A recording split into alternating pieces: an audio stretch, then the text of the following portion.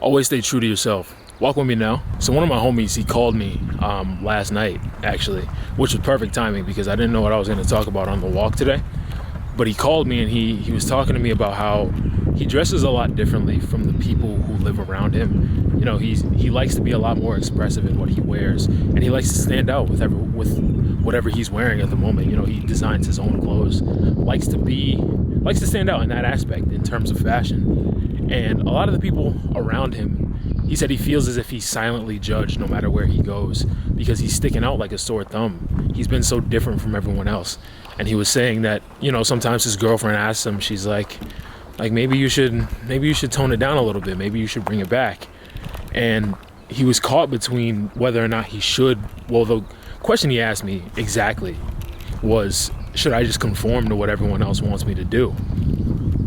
And he kept talking. And one of the things he said that really stuck out was that if he didn't dress the way he did, it would be inauthentic to him. Like he wouldn't feel like himself entirely.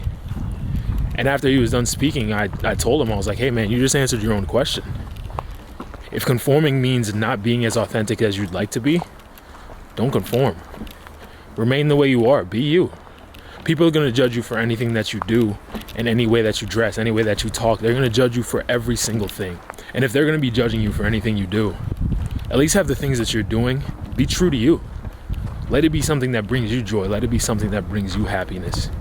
Because no matter what people say, if you're feeling as if you're being yourself and you're doing everything you can and you're staying true to yourself, it doesn't really matter what they think.